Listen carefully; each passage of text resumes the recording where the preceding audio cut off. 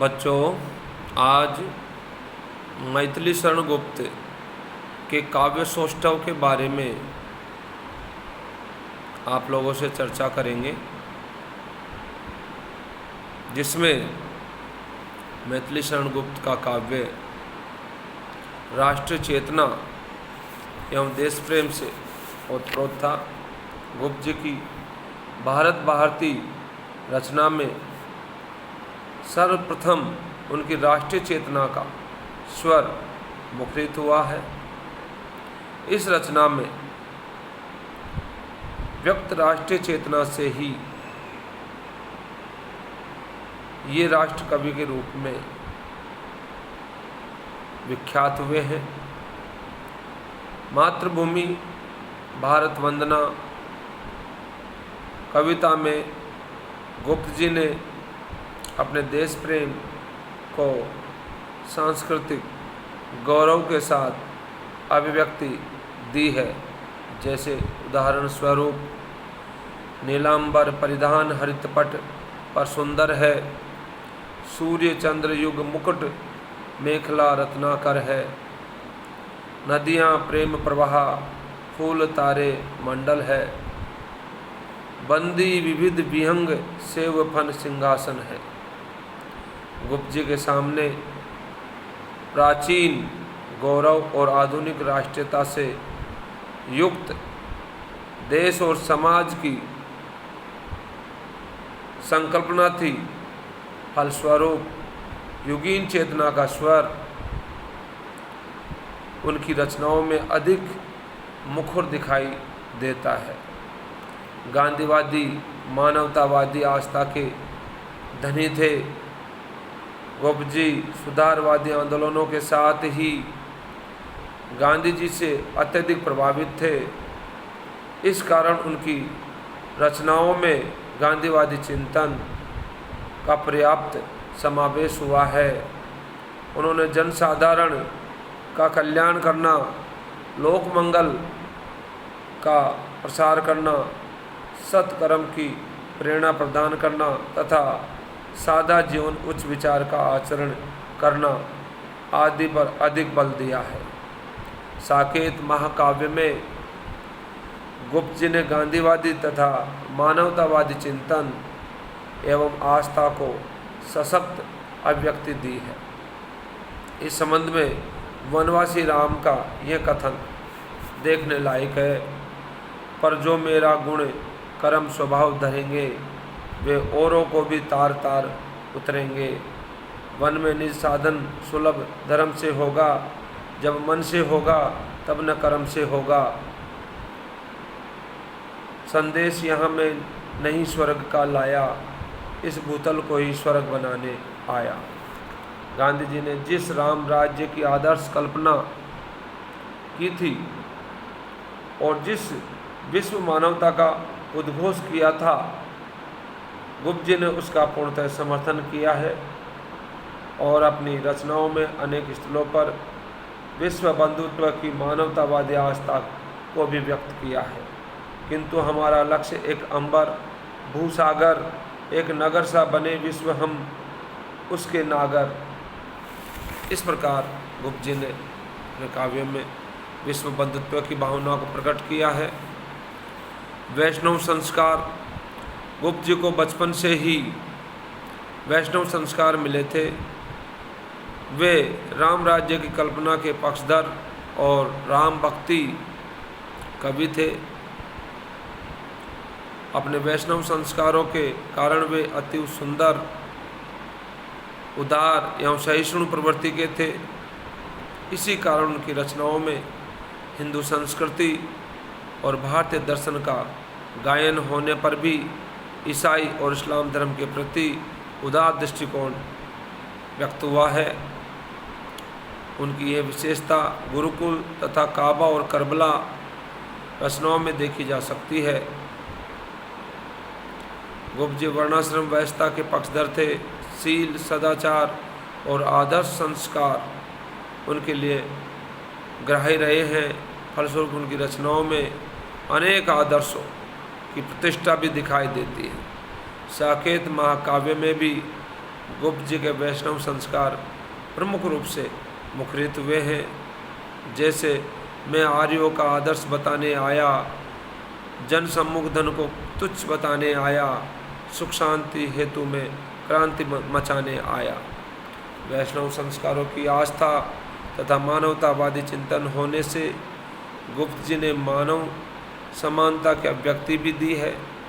उन्होंने श्री राम के माध्यम से मानव समाज में समानता के अधिकारों की बात कही है। निज रक्षा का अधिकार रहे जन जन को, सबकी सुविधा का आभार किंतु शासन को। नारी स्वातंत्र्य एवं सम्मान की भावना गुप्त जी की है अत्यंत विशेषता मानी जाती है।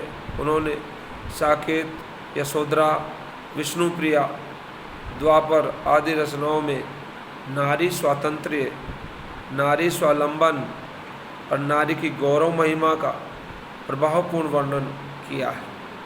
पंचवटी में वनवासिनी सीता को स्वावलंबी चित्रित करते हुए गुप्त जी ने नारी महिमा की अभिव्यक्ति की है।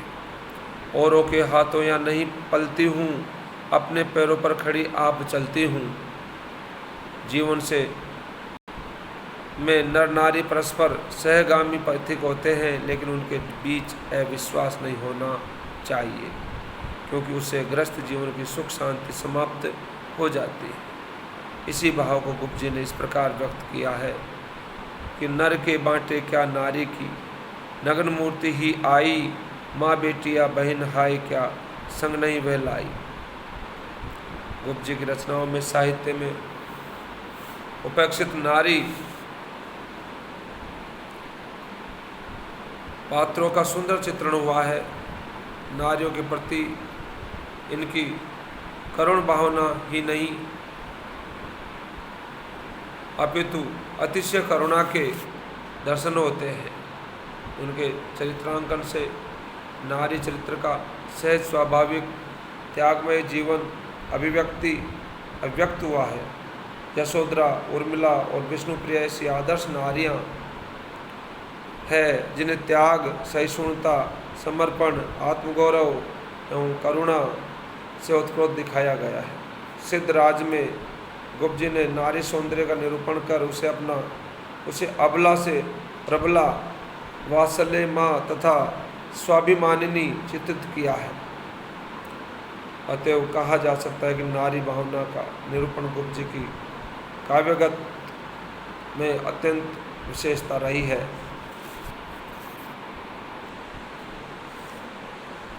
समाजोन्मुखी काव्य चेतना गुप्त जी की सभी रचनाओं में उदात्त चरित्र चित्रण की प्रधानता दिखाई देती है। साथ ही देश और समाज के उद्धार में सहयोगी बनने की आकांक्षा उनमें स्पष्ट रूप से दिखाई दे सकती है। वे ग्राम और नगर, अरण्य और जनपद दोनों के सामाजिक जीवन के पक्षधर थे। इस कारण वे अपने कवि कर्म की समाजोन्मुख बनाने में सचेष्ट रहे। गुप्त जी ने नहुस, किसान, प्रदक्षिणा, झंकार, जय भारत आदि रचनाओं में अपनी समाजोन्मुखी काव्य चेतना को सशक्त अभिव्यक्ति प्रदान की तथा राजा प्रजा की सहभागिता को समाजोन्नति के लिए परमावश्यक बतलाया है। समन्वित काव्य शिल्प गुप्त जी ने अपनी रचनाओं में अधिकतर कथानक पुराण इतिहास से लिए, परंतु उन्हें अपनी राष्ट्रीय चेतना के अनुरूप ढालकर सामाजिक संदर्भों को लक्ष्य करके निरूपित किया है। इन्होंने प्रबंध मुक्तक काव्य शैली को अपनाया है तथा तथाकथित कथाश्रित गेयता का ध्यान रखा है। इनकी गेय रचनाओं में भक्त कवियों की तरह का आत्मनिवेदन है, तो रीतिवादियों का सौंदर्य विधान भी है। गुप्त जी के ने अप्रस्तुत विधान तथा अलंकारों का पूरा ध्यान रखा है। छंदों की गति यति के साथ भाषा की अभिव्यक्ति में वक्रता और विदग्धता का अतिशय समावेश किया है। गुप्त जी के काव्य शिल्प के संबंध में डॉक्टर अरविंद पांडे ये कहते हैं कि उनकी प्रारंभिक रचनाओं में संस्कृत शब्द बहुल भाषा के दर्शन होते हैं, बोलचाल के शब्द भी है और दोनों का अनमेल प्रयोग भी है। पंचवटी में भाषा का सहज रूप दिखाई देता है। एक बात यहाँ स्पष्ट रूप से देखी होगी कि व्याकरण सम्मत चुस्त दुरुस्त वाक्य का प्रयोग गुप्त जी की प्रारंभिक रचनाओं में भी देखा जा सकता है। यशोधरा तक पहुँचते पहुँचते गुप्त जी को भाषा पर अधिकार प्राप्त हो जाता है और वे सहज अपने विविध भावों के अनुकूल भाषा का प्रयोग करने लग जाते हैं। शब्दों और वाक्यों की पकड़ की उनकी क्षमता व्यंगों और संवादों में देखी जा सकती है।